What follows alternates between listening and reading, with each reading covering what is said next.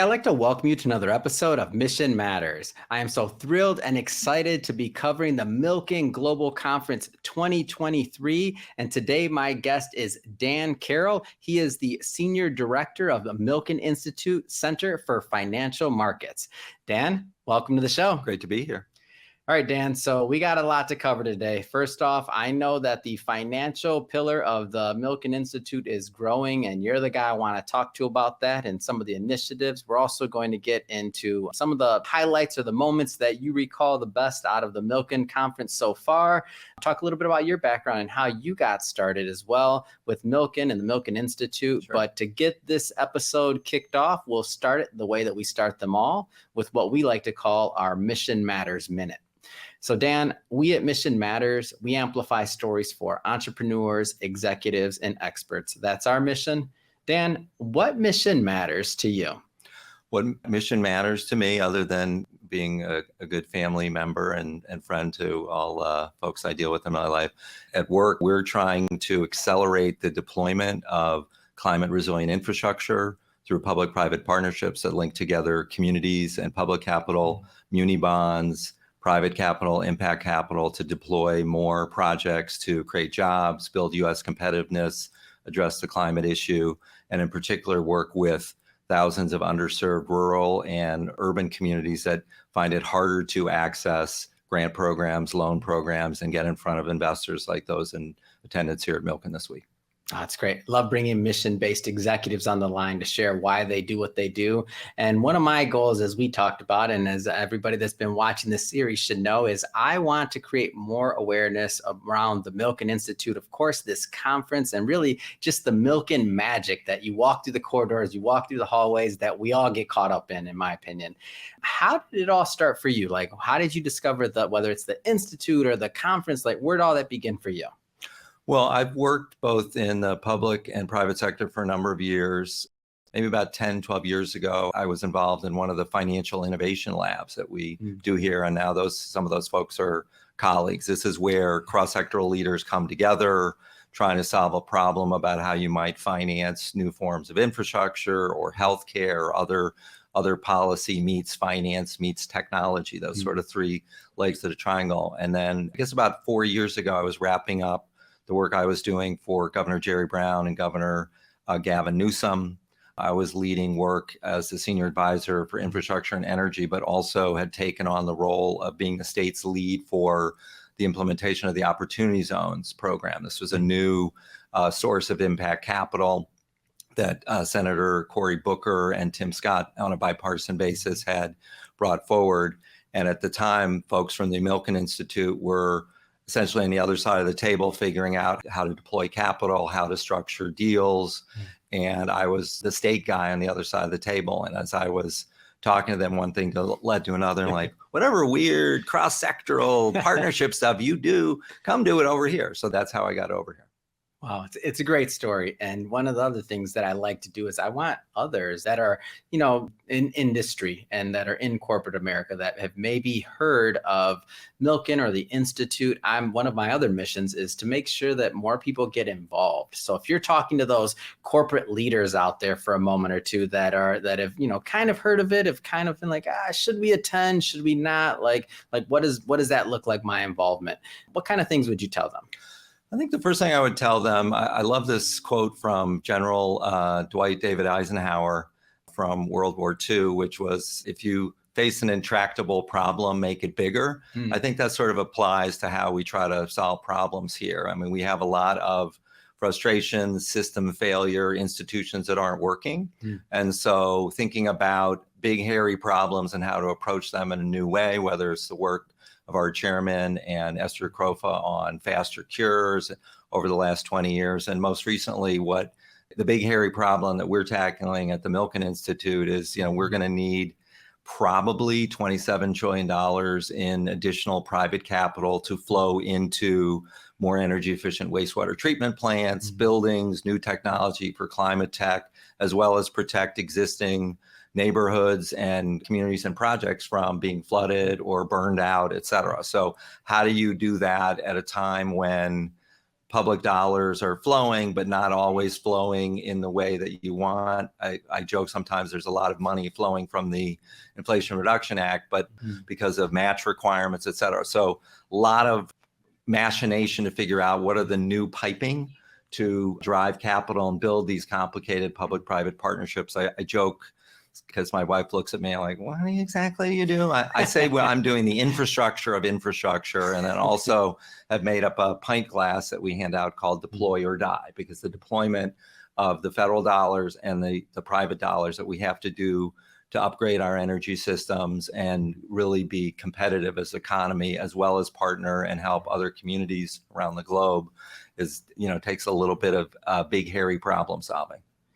Can you talk a little bit about the maybe Center for Financial Markets, or just the financial pillar in general of Milken, and really what you do? Yep. So we have within the financial pillar at Milken, there's several major programs. So there's an inclusive capitalism and DEI program led by a colleague, Blair Smith.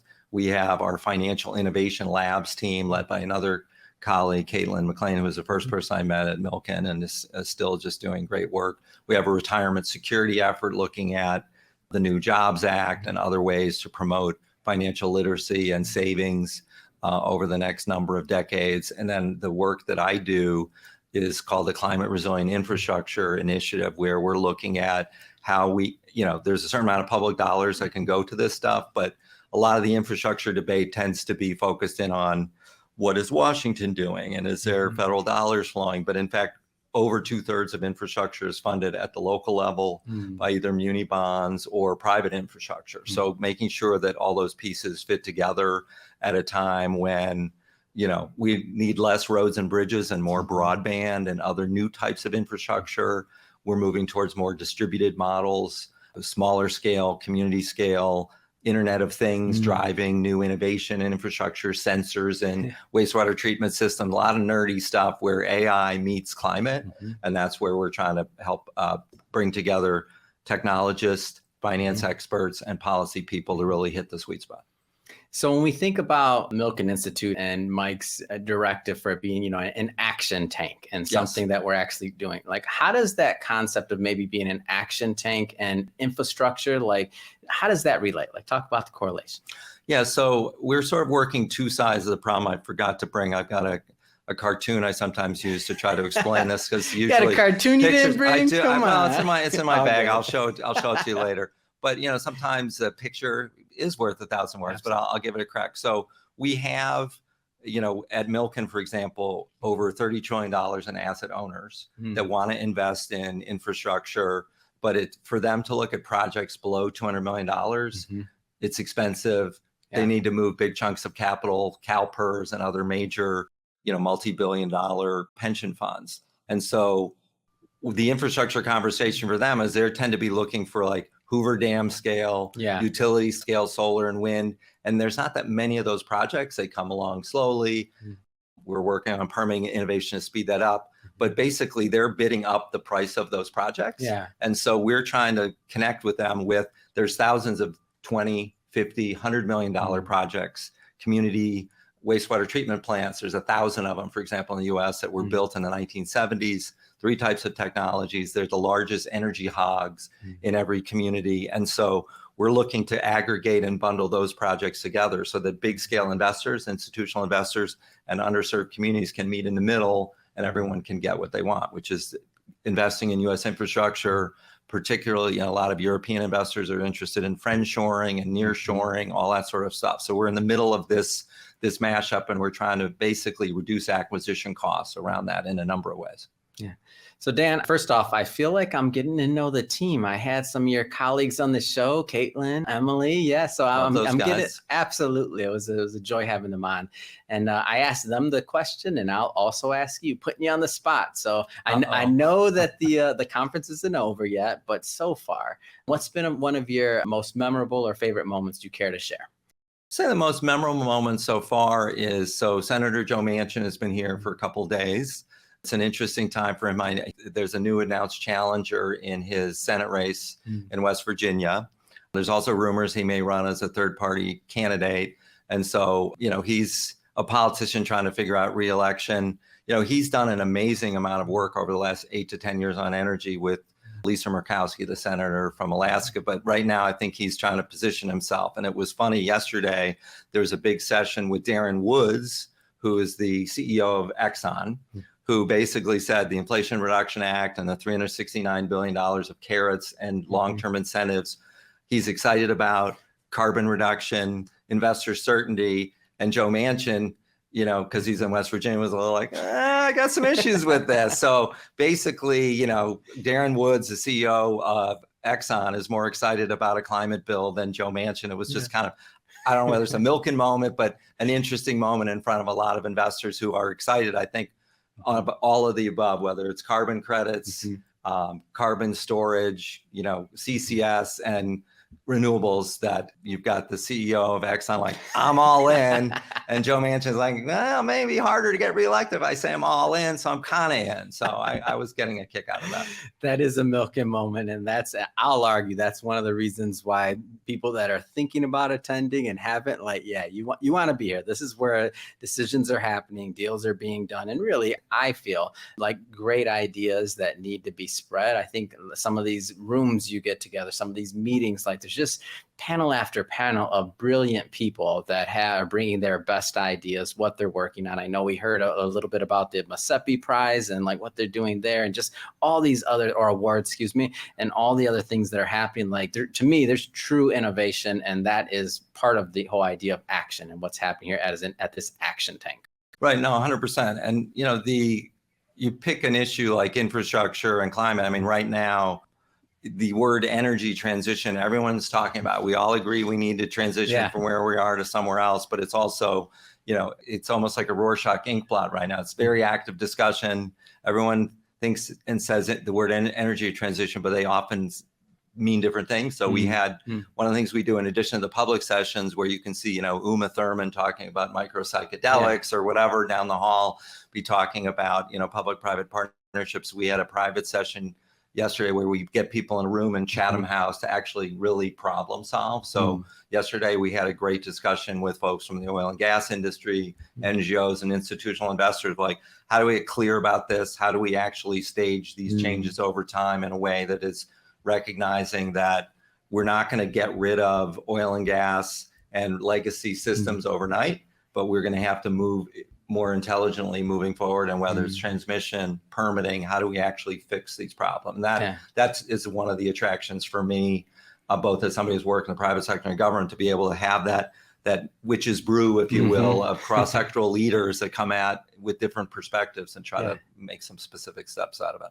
Yeah, I had Bill on the show, and we're not going to talk about Bill talking about banks, but if you watch the previous episodes, you already we got a little flavor of that one. So nice. These are, I think they're fun. I think they're memorable and meaningful moments. And I think, again, the whole point and executing on the mission and really progressing ideas that need to be heard are happening, which is what this is all about.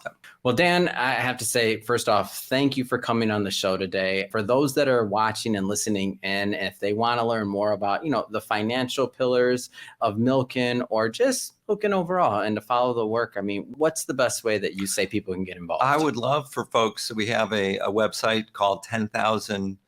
It's called the 10,000 Communities Initiative. So you go to 10kcommunities.org. This is actually a place for whether underserved communities, you're a project developer, you're a funder, you're impact investors, chance to plug in. We basically built a matching platform. So if you want to sponsor a project, whether it's a water project, energy project, housing, and you're looking for capital or expertise, you can go there. We're working with partners. You can actually sign up your project.